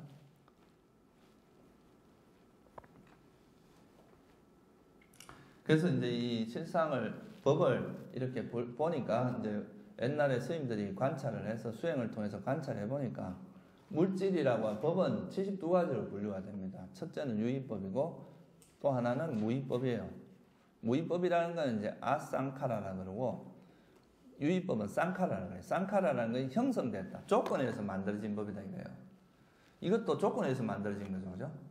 어떤 뭐 기계가 있어야 되고, 뭐 사람 이걸 수공하는 사람 재료가 있어야 되고, 그런 것들이 이루어져서 이제 여기 이런 게 있는 것처럼 우리 오온이라고 하는 건 다 형성된 겁니다. 조건에서.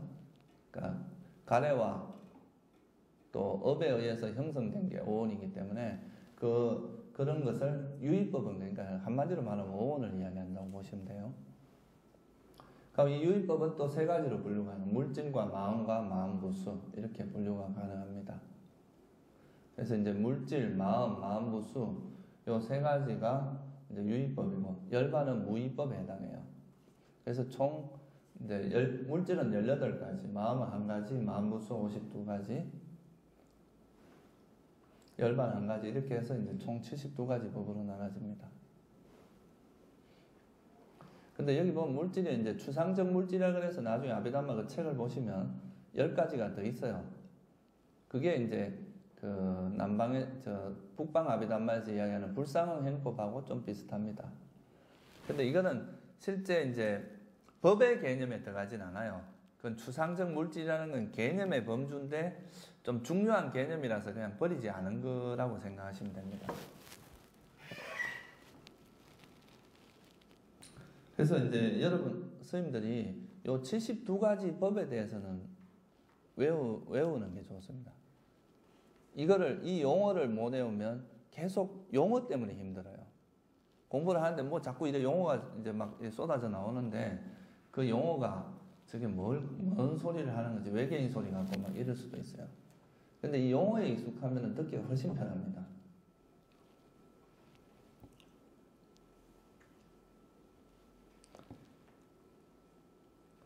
그래서 제가 아마 그 아비담마에 보면은 72가지 법에 대한 표가 어디 있을 겁니다.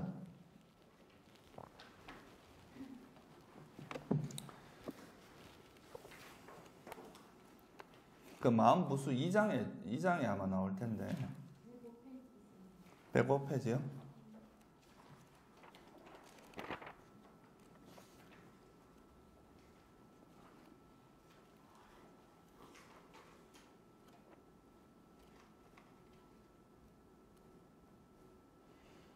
이거는 저 마음에 대한 이야기고, 또 마음부수가 있어요. 뒤에 보면. 아, 여기 있네. 193페이지 한번 보세요. 193페이지. 거기 보면 이렇게 나오죠, 그죠?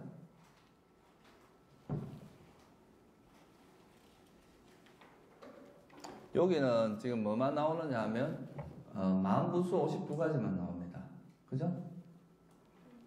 이 마음부수만 외워도 됩니다. 물질은 그렇게 어렵지 않아요. 스님들이 아마 그 보면 이거 뭘 이야기하는 거다 하는 걸 대충 알 거예요.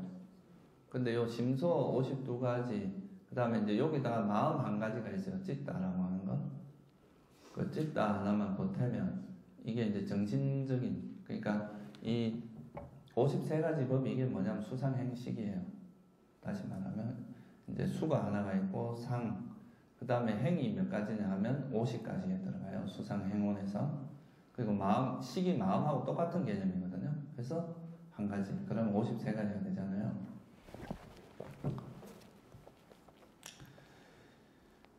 이거를 30초 내로 외우면 이제 좀 어느 정도 숙달됐다 이렇게 말할 수 있어요.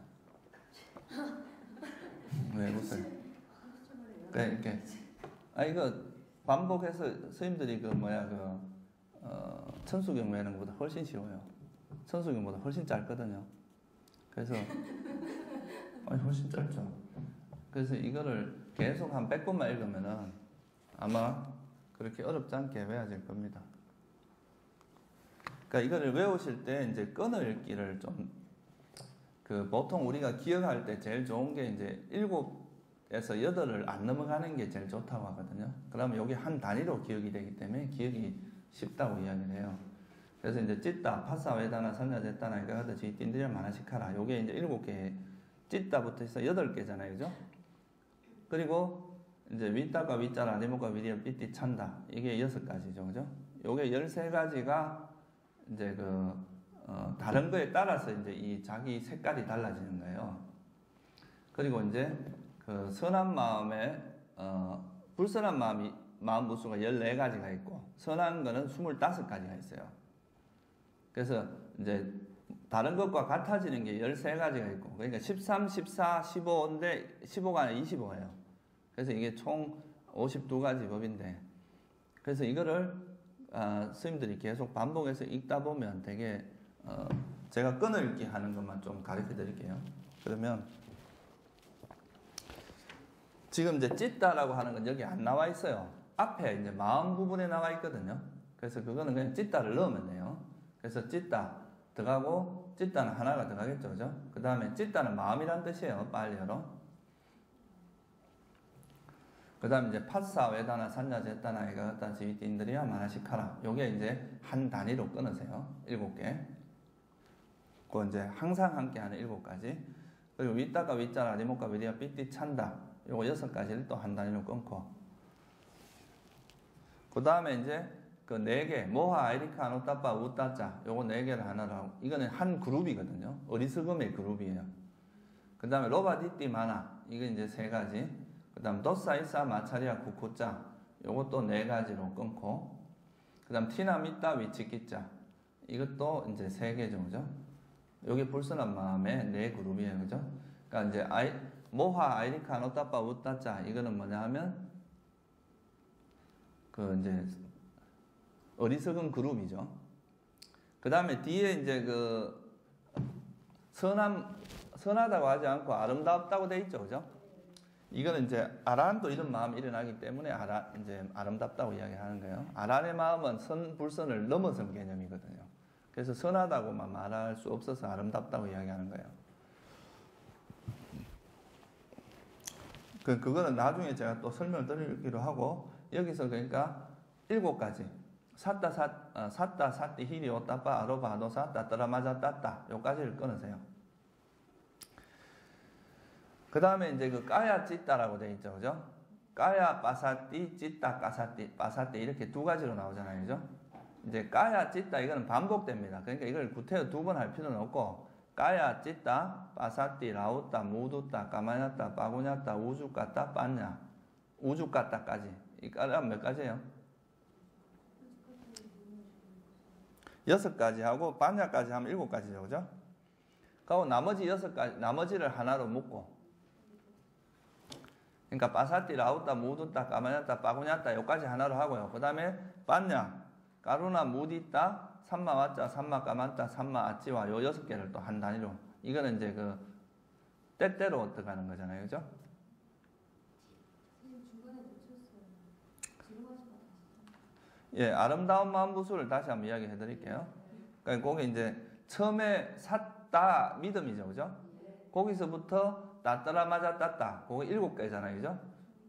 중립. 그죠? 그러니까 샀다 샀디 히리 오따빠 아로바 아도사 따따라 맞아 따따.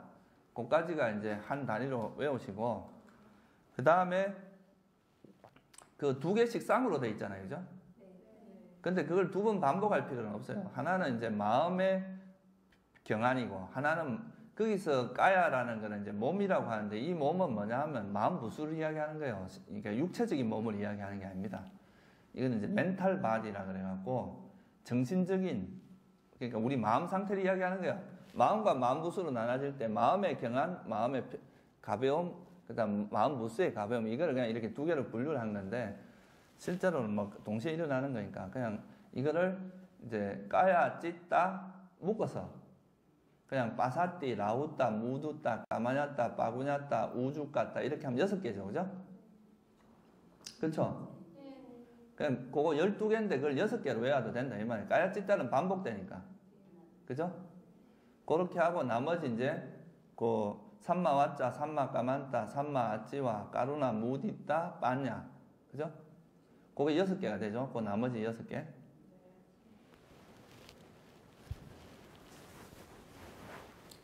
그렇게 해서 그 외우시면 됩니다. 그러니까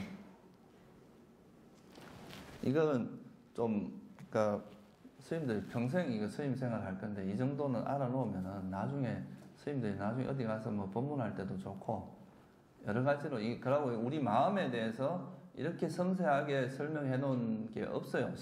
현대 심리학도 이렇게 자세하게는 나온 데가 없어요. 그래서 이 마음에 대한 그런 심리적인 부분에 대해서 이렇게 섬세하게 이야기한 거는 제가 볼 때 이 남방 아비담마가 제일 섬세하게 잘 돼 있어요. 그 유식에도 이런 걸 이렇게 자세히 설명 안 돼 있거든요. 그래서 그냥 입에서 줄줄줄줄 나오도록 외워야 됩니다. 찌따 파사 외다나 산냐 됐다나 이거 갖다 저기 띵들이 하나씩 가라.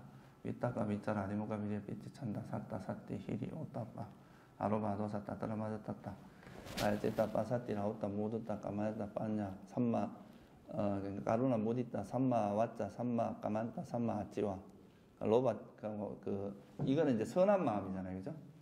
그냥 불선한 거면 이제 모하 에리카 노따빠 우짜따 우따짜 로바디띠 마나 도사이사 마차리아 구구짜 티나 미따 위치 기짜.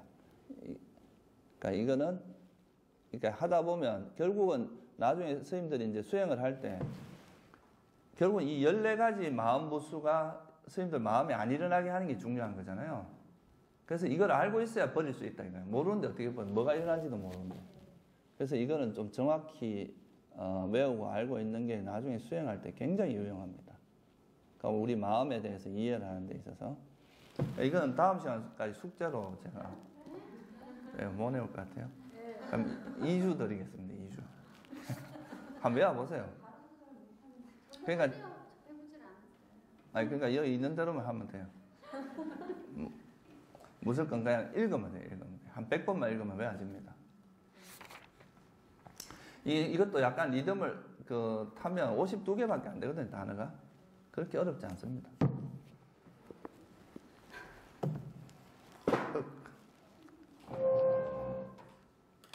그래서 이 72가지 법은 지금 이제 스님들한테 지금 설명을 드렸지만,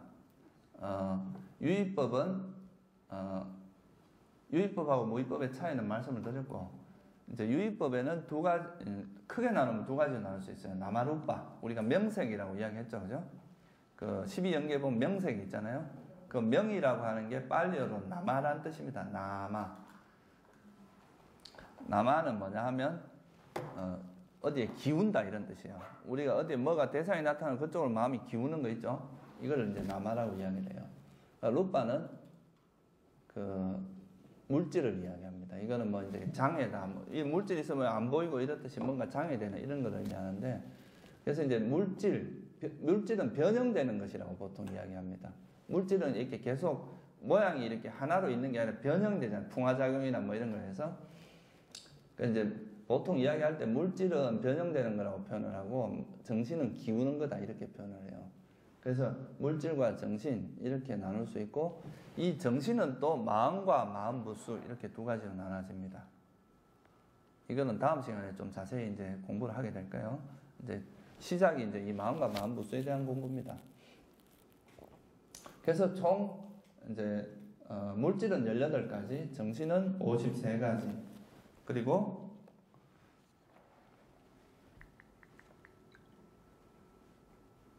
이 마음 이제 한 가지, 마음부수 52가지, 그렇게 해서 총 53가지, 이제 정신은 53가지가 되겠죠. 그래서 이 법이 나중에 이제 스님들이 수행을 할 때 위파사나 수행의 대상은 바로 이 법이 위파사나 수행의 대상이 됩니다. 개념적인 거를 예를 들어서 스님들이 뭐 여기서 앉아갖고 다음엔 내가 화 절대 안 내야지 머릿속에 생각한다고 화가 안 나던가요? 그건 아니다 이거예요. 실제 상황에서 그 법이 일어나는 걸 관찰하면서 그거를 놓는 연습을 해야 그게 벌어집니다. 생각으로 되는 게 아니에요. 그건 생각은 일종의 관념이거든요. 개념이고. 그런데 이제 실제 내가 화가 일어나는 걸 관찰하는, 이건 법을 관찰하는 거예요. 그래서 위파사나 수행의 대상은 개념이 아니라 법이다. 그래서 이 법은 이제 굉장히 중요한 부분입니다. 그리고 이 법은 항상 유의법은 그 현상이 일어날 때는 항상 변화의 성질을 갖고 있어요. 마음도 이렇게 일어나서 계속 머물러 있지는 않잖아요, 그죠? 일어나면 사라지잖아요. 그러니까 이게 이제 무상의 성질을 갖고 있다는 거죠. 그래서 이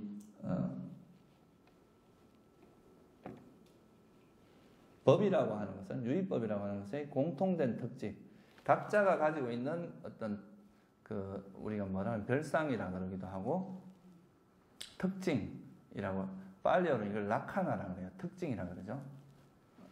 특징. 그 법이 가지고 있는 나름대로, 화가 일어날 때 특징은 뭐예요? 막 확 이렇게 올라오는 거 있잖아요. 이런 게 있고, 그 집착이라고 하는 건 딱 붙드는 이런 특징이 있잖아요. 그런 특징이 있지만 이것들이 가지고 있는 공통된 특징은, 공통된 성질, 이걸 공상이라 그러죠. 공통된다. 이 공상은 무상고무아의 특징을 무상고무아의 그런 성질을 갖고 있어요. 그래서 이제 그거를, 이 유의법은 공통적으로 이런 무상고무아의 성질을 갖고 있다는 거죠. 무의법은 무아에는 있지만 무상고무아는 아닙니다. 상락정이라 그러죠. 이 형성된 법이 아니다 이거예요. 그래서 이제 정리를 해보면, 이 아비담마라고 하는 것은 그 아까 말했듯이 이런 개념에 대한 이야기가 아니고 뭐에 대한 이야기라는 거예요? 법에 대한 이야기다 이거예요. 앞으로 이제 법에 대해서 자세히 공부를 하게 됩니다. 그러니까 이제 개념, 제가 이제 대략적인 것만 말씀을 드렸는데, 그 법이 72가지 법이 있는데 그 72가지 법에 대해서 하나하나 이제 공부를 하게 될 거예요. 그래서 이제 이거를 중국에서는 대법이라고 번역을 하게 됐어요. 아비담마를 대할 대자에다 법이고, 그러니까 법에 대한 이야기다. 또는 성법이라 하게 됐어요. 남방에서 이걸 성법으로 번역을 합니다. 뭐냐면 최상의 법이다. 이거는 이제 그 남방의 그 법구경에서 이제 법구경 이야기를 보면은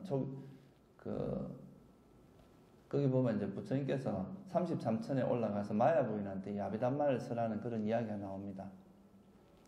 법구경 주석서죠. 그러니까 법구경은 그냥 개성만 모아져 있는 건데 그 주석서에 보면 그런 이야기가 나와요. 그래서 이 아비담마를 들을 수 있는 사람은 지혜가 아주 뛰어난 사람만 들을 수 있다고 해서 성법이다. 최고의 법이다. 이래서 이제 성법이라고 표현하기도 합니다. 그래서 이 아비담마를 공부하는 가장 큰 이유는 뭐냐 하면 사성제를 제대로 이해하기 위해서다. 그리고 연기를 제대로 이해하기 위해서라고 할 수도 있고, 또 아까 말했듯이 우리가 개념이 아니라 실상을 보므로서 위파사나 수행을 제대로 하기 위한 거라고 할 수 있어요. 그래서 이 정년을 바탕으로 해서 팔정도 수행, 다시 말하면 이 이제 사마타 위파사나 수행을 제대로 하기 위해서, 특히 위파사나 수행에 있어서 이제 위파사나 수행의 특징은 지혜를 개발하는 거거든요. 그러면 이 법에 우리가 사는 이 세상에 대해서 철저히 이해를 해야 우리가 이제 그 이해를 바탕으로 해서 번뇌를 버릴 수 있다 이거죠, 그죠? 그래서 이제 이 정견을 바탕으로 해서 수행을 하는 데 있어서 아주 많은 도움이 되는 거다. 그리고 이제 아라한 중에서도 스님들이 그런 이야기 들어봤는지 모르겠는데 사무예해를 갖춘 아라한이 있고 사무예해를 갖추지 않은 아라한이 있고 그런 거 들어보셨어요? 네 가지 걸림없는 지혜가 있다는 거였어요. 하나는 원인에 대한 지혜, 하나는 결과에 대한 지혜, 그리고 이제 법을 잘 설하는 변무예라 그러죠. 이런 지혜가 있고 또 하나는 사무예라 그래서 언어에 통달한 지혜가 있어요. 특히 빨리어라는 언어에 통달한 지혜. 요 네 가지가 갖추어진 사람만이 이제 그 부처님께서 이제 그 돌아가시고 나서 경전 결집을 할 때 그 아라한 중에서도 이 사무예를 갖춘 아라한 중에 500명을 뽑았다는 거예요. 그러니까 기본적으로 그하고 이제 무색계 선정까지 닦은 두 가지 조건이 있었어요. 그때 500명을 뽑을 때 그 중에 하나가 이제 이 사무예인데 다시 말해서 이제 자기가 공부를 해도 남한테 법을 잘 설할 수 있는 사람이 있는가 하면 법을 잘 못 설하는 사람이 있는데 이 아비담마를 공부하는 사람들은 법을 굉장히 잘 설할 수 있어요. 왜냐하면 법에 대해서 정확히 이해를 하고 있기 때문에 그거를 남들에게 전달할 때도 정확하게. 우리나라는 보면 이제 어떤 불교가 개념 정의가 전혀 안 돼 있어요. 사람마다 쓰는 용어가 다 달라. 그러니까 깨달음이라는 용어만 해도 뭐 그냥 하나 아는 것도 깨달음이라고 하고 뭐 조금 이제 뭐에 대해서 알아지면 그것도 깨달음이라고 하고. 근데 부처님이 말씀하신 이런 깨달음이나 이런 것은 분명한 정의가 있거든요. 수학처럼 데피니션이 있어요. 그러면 그 데피니션에 그 수학에서 말하는 그런 정의, 수학도 그런 데피니션을 먼저 하고 나서 거기서 이론이 다 나오는 거거든요. 정의. 미안합니다. 그건 정의예요, 정의. 그러니까 그거에 대한 개념 정의가 필요하다는 거죠. 그러니까 그 정의가 돼야 그 정의에 의해서 이거는 뭐뭐시다라고 정의를 해줘야 그 개념에 맞는 이론들이 나온다 이거예요. 그러니까 이 불교에서도 초기 경전에 보면 그런 개념들에 대한 정의가 다 있습니다. 근데 그런 정의를 이제 정확히 아는 이 아비담마가 또 굉장히 유용해요. 아비담마를 공부하면 이제 이거는 이런 용어로 써 있고 이건 이런 용어로 써 있고 이런 게 정확히 이해가 될 수 있다 이거죠. 그래서 이제 법을 설하는데도 아주 뛰어나진다. 일단 첫 번째는 자기가 공부를 하는데 굉장히 큰 도움이 되고요. 둘째는 이제 남에게 법을 전할 때도 굉장히 정확하게, 정교하게 설할 수 있다 이거죠. 좀 조심을 하라는 의미에서 마지막으로 이것만 이야기하고 오늘 마칠게요. 원래 이건 한 시간 만에 이걸 다 하려 했는데 무리였던 것 같아. 근데 이 아비담마라고 하는 거를 이제 이렇게 분류를 하다 보면 이 법이 되게 파워풀해요. 강력해요. 되게 이제 좀 깊이도 있고. 그래서 이제 이 아비담마를 공부하다 보면 잘못하면 이 아비담마에 좀 빠질 수가 있어요. 너무 이 개념, 이게 이제 사실은 아비담마라고 하는 건 담마에 대한 이야기잖아요. 그러니까 개념을 벗어나기 위해서 이 아비담마를 공부하는데 또 아비담마라는 그 이제 법을 너무 개념화, 또 이제 실상을 전달하려고 하다 보면 이런 현상은 탐욕이다. 이런 현상은 성냄이다. 이렇게 언어화해야 되잖아요. 그러다 보면 또 여기 빠져갖고 이 법에 대한 집착, 이걸 법집이라고 이야기하거든요. 그런 게 일어날 가능성이 있어요. 근데 이것도 역시 이 법 자체는 우리가 이제 편의상 이렇게 설명하기 위해서 하는 거지만 너무 여기에다 또 집착을 많이 한다거나 이렇게 하면 또 다른 새로운 형태의 개념에 집착을 하는 것이 될 수도 있어요. 그러니까 이거를 그냥 우리의 마음 현상, 스님들이 공부하면서 일어나는 자기의 마음의 어떤 변화, 수행할 때 필요한 그런 마음을 이해하고 또 진리를 이해하는데 이제 활용을 하는 쪽으로 이제 이거를 써야지 너무 여기에 빠지고 막 그렇게 하는 것은 좀 조심을 해야 됩니다.